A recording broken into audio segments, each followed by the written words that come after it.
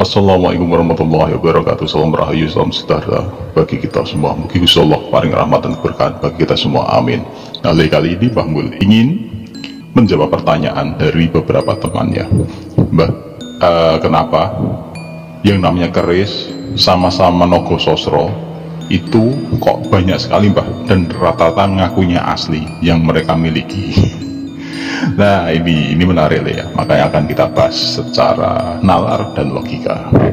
Yang pertama, yang namanya keris itu kenapa banyak? Itu karena juga pembikinnya juga banyak nih. Nah, makanya dalam beberapa kerisan ada tangguh, ada tayo, ada zaman pembuatannya. Nah, zaman pembuatannya ini meliputi dari masa-masa dan zaman modelnya. Ya, itu nanti bisa dilihat. Dan rata-rata zaman dulu dalam beberapa keris sama-sama seumpama kita ngambil dari Nogo Sosro ya, itu pada eranya ya, itu bukan satu empu membuat keris itu banyak, itu enggak nih, karena satu empu itu membuat keris paling juga paling berapa. Tetapi di situ nanti adalah putran, ada putran itu adalah generasi kedua, bukan duplikat ya. Kalau duplikat itu terlalu kasar kalau dibilang kalau dibilang duplikat ya. Tetapi putran itu adalah generasi kedua dari pembuatan awalnya. Sama Nogo Sosro, orang memiliki keris Nogo Sosro dipegang oleh Mahesa Senar. Itu bagus banget, ampuhnya luar biasa. Dibikin oleh Empu Supo. Salah Empu Supo ada dari pejabat atau mungkin pendekar apa dari pejabat penting Mamsan, mohon dibikinkan keris yang sama seperti itu. Nah, terus akhirnya dibikinkan generasi keduanya yang sama dengan look yang sama, mungkin modelnya berbeda tapi namanya juga sama. Nah, makanya banyak duplikat. Tetapi itu masih belum deh. Nah, karena banyaknya peminat, ini bagus banget ini. Nah, akhirnya para empu lain, nah itu membuat dalam produk massal. Loh, zaman dulu udah ada produk massal? Iya ada. Nah, terus produk massal dengan kualitas yang mungkin di bawahnya jauh, terus diberikan ya istilahnya tuah dan kodam seadanya. Maaf ya, Mbah bilang seadanya karena kadang seperti itu. Kita sudah dibikinkan produk massal, terus dicarikan kodam dari orang-orang yang bisa mengisikan. Zaman dulu kan orangnya sakti-sakti le. Nah, seperti itu. Nah, makanya banyak sekali. Kok ini ngaku asing? Iya, ngaku asing, yang pemilik sudah nggak ada. Kita tahunya aja kan dari esoteri, dari kalau dalam ilmu pakerisan itu kan ada ilmu metalurgi ya.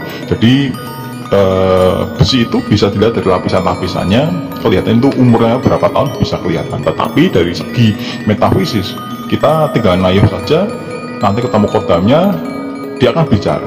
Ataupun ada yang bisa menembus dimensi goib, keris itu ditaruh di atas kening, nanti akan kelihatan gambarannya itu siapa.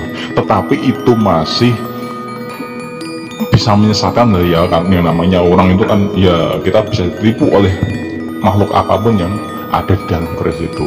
Nah, makanya banyak sekali yang ngakunya ini asli punya Pak Karno, ini asli punya Mahesa Senar, ini asli punya Mas Jabat, ini asli punya Sultan Agung. Belum tentu ya, mungkin ngakunya seperti itu, tapi wallahu alam hanya orang yang lebih tinggi ilmunya saja yang bisa mengetahuinya. Karena kadang kita ditipu oleh tipu daya dari bangsa-bangsa jin ataupun bangsa setan yang memang memperdaya manusia, yang tujuannya ya untuk ya mengukur manusia itu sendiri gitu loh.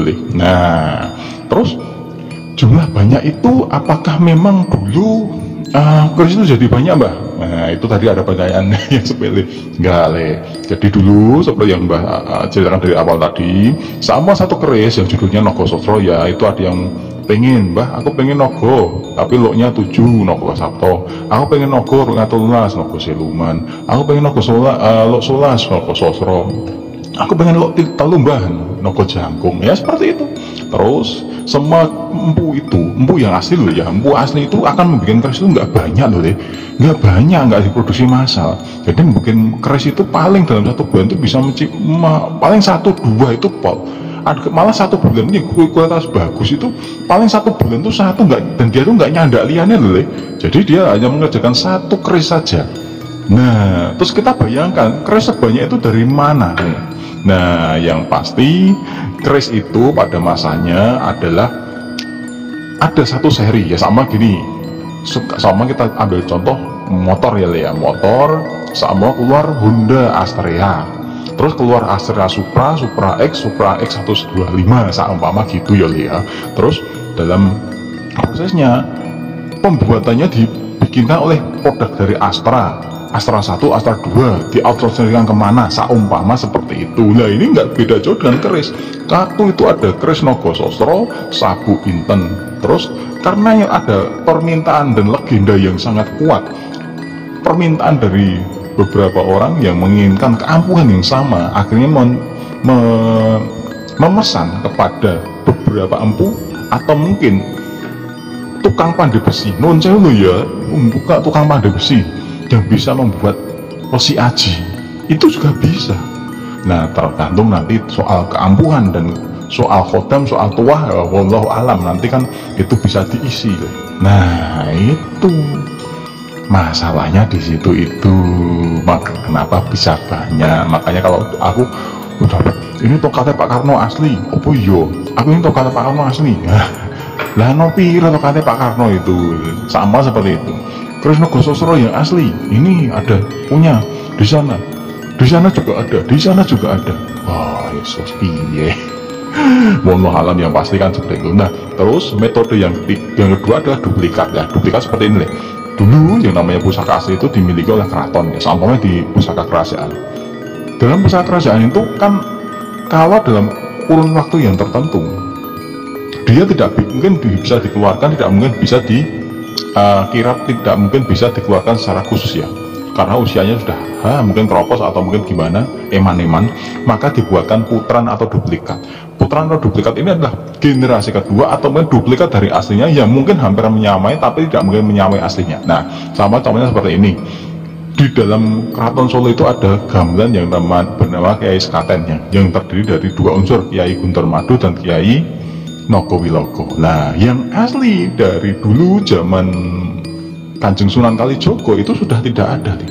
Sudah banyak yang hilang, sudah banyak yang, maka dibikinkan yang namanya putran atau duplikat yang fungsinya hampir sama tetapi nilai esoterinya berbeda. Nah ini dari catatan. Dan yang pasti semua yang sudah melewati duplikat, istilahnya itu kalau dalam perarsipan itu adalah backup file ya. Jadi untuk bahan arsip cadangan gitu. Nah makanya ini menjadi catatan tersendiri kenapa keris itu banyak. Nggak beda dengan kaset loh.